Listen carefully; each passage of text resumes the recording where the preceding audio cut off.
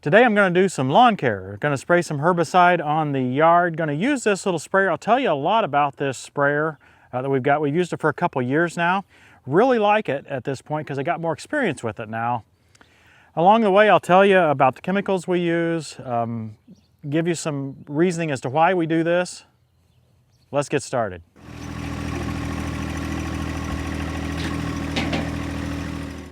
We've got a lot of broadleaves, they call them, in our yard. In this case, it's white clover. You can actually see the white heads out behind you there, and the clover gets really thick and crowds out all of the grass. There's also many other problems that you might have as far as broadleaves. You might have dandelions. We're kind of beyond the dandelion season, and we really didn't have them too bad this spring.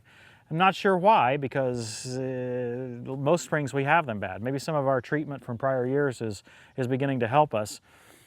So, but we're going to try to get some of this clover. It's more difficult to kill than dandelions, actually.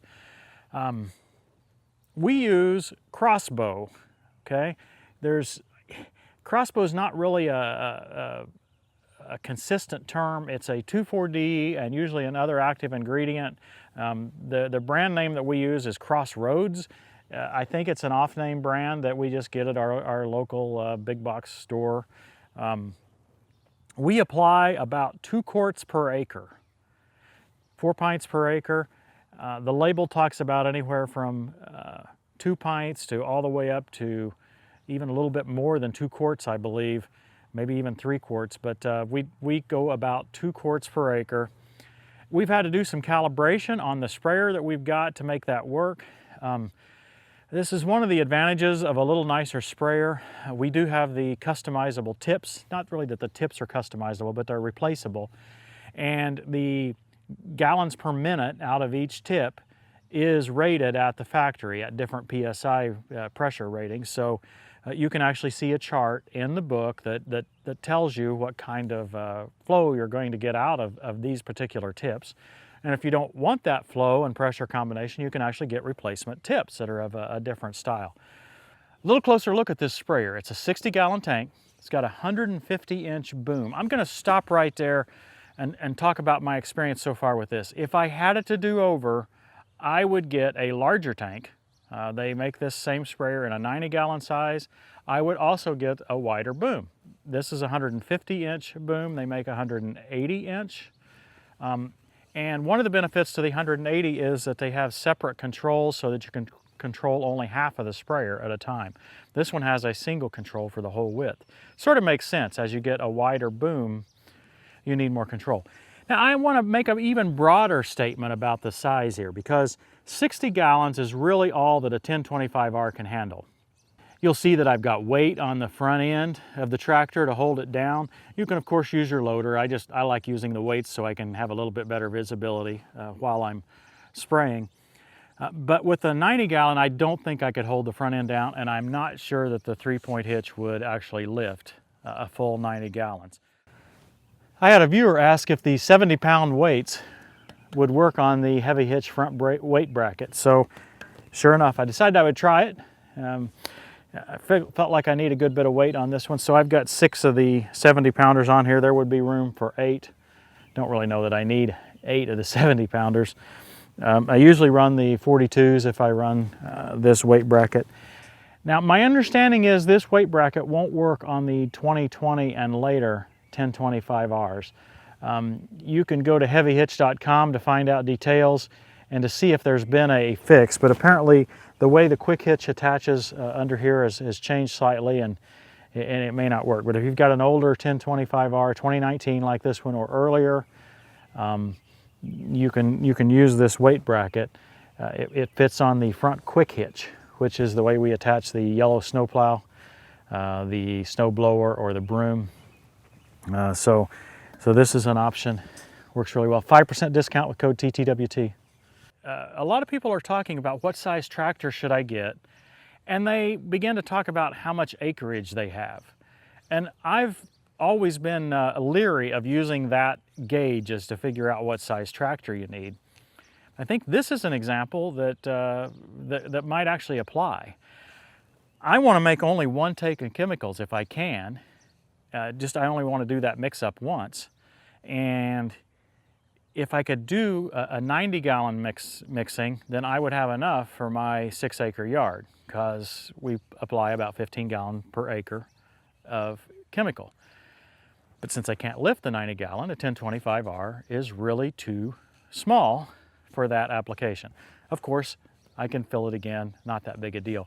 But this is one application where a little bit bigger tractor might make my life a little bit easier. This is the John Deere licensed sprayer. So it's made by Superior Tech, or now AgriFab, and so it's a very high-end sprayer. That's one thing you'll see in the John Deere licensed product. They will be top end on everything they do. I already described how the nozzles are the more costly ag nozzles. This machine has an optional foam applicator. I think it's really fun to see the foam out there, and I also have a better indication of what I've sprayed and what I haven't sprayed. On this size property, it's a little bit hard to keep it all in my head as to what I've sprayed, what I haven't sprayed. Did I cover that little corner? Did I not? The pressure gauge here is easy to see, easy to adjust. One thing that I don't care for on this sprayer, or maybe I should say that I would like to have a little bit even more of an upgrade, is it's got a manual control, and that manual control is right behind the seat. I would like to have an electronic actuated or electric actuated valve here, or at least some sort of a mechanical lever up where I could reach it much easier. It's quick hitch compatible. One of the things you'll see in this size sprayer is a Pto Powered Pump. The small sprayers, the 15-gallon sprayers, they'll have an electric powered pump. This one doesn't have that. It has a Pto Powered Pump, a lot more volume. It works a lot better to do the agitation of your chemicals, the mixing of your chemicals in the tank. Much preferred, in my opinion, to the smaller powered electric pump.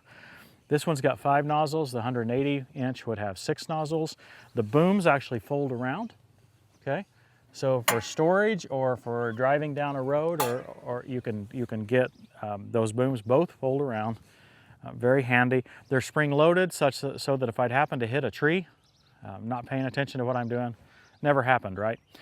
I'm running full throttle so that the pump is pumping at its full 540 or a little bit above on the PTO speed. And I'm going to run with the hydrostatic pedal all the way down.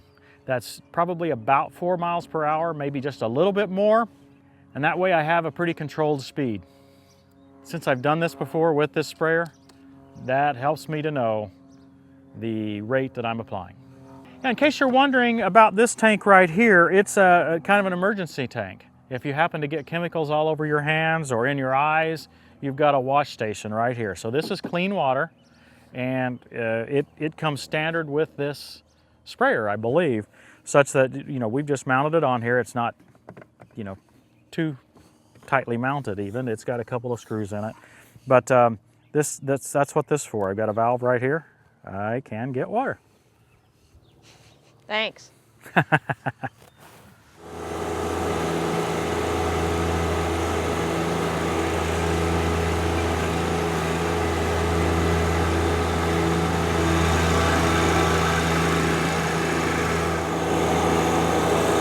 Put nice white spots all over the yard. I don't know if I'm doing anything else or not, but at least I'm doing that much.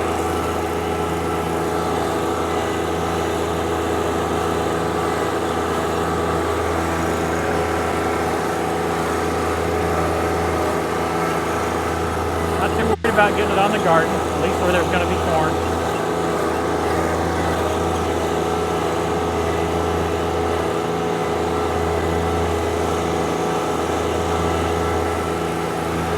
You know your yard's not going to get better overnight. One application of chemical or fertilizer is not going to make it happen. But if you'll keep up the efforts, keep applying the fertilizer, the nitrogen, and the herbicides, your yard will begin to look a little better.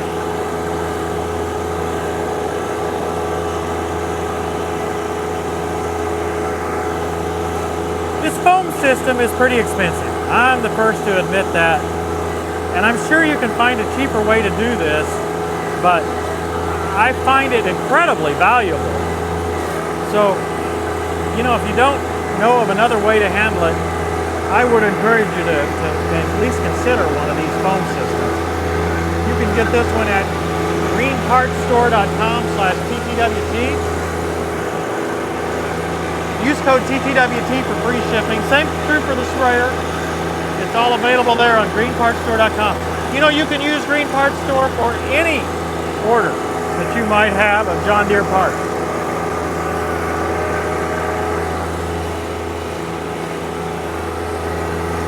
I know that there's 2,4-D sprayed on all the corn right around here. My little yard is not going to make any difference. And people talk about the bees. Well, there's a lot of bees around. We just did an episode on the bees very recently.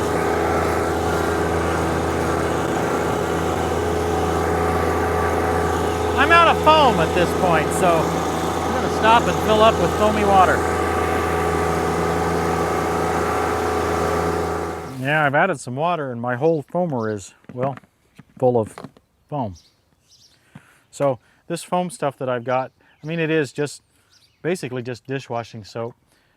This is not the original container for it, but it's a 1:100 mixture. Wow.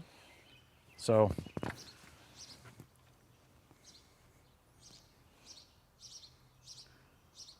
that amount right there is the perfect amount. Yeah, right. For my approximately 1 gallon of water that's in there. You're so scientific. You appreciate that, huh? Yeah, not so much. Well, let's see if that makes foam.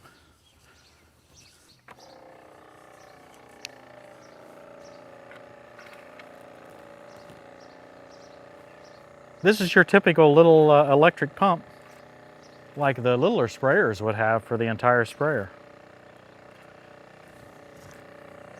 It's spurting out foam. Looks to me like it was just perfect mixture.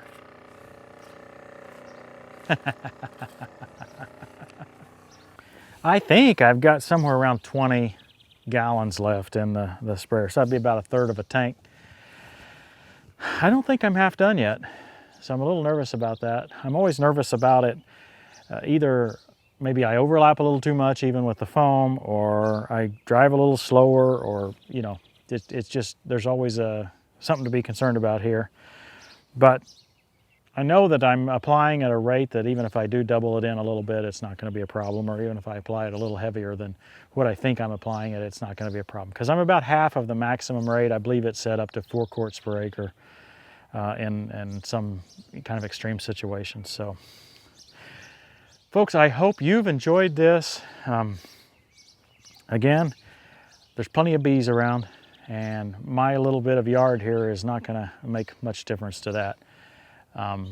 And I don't really like this clover, and you can choose to handle your yard however you like. If you do choose to apply some herbicide to your yard to get rid of the broadleaves, this sprayer works really well.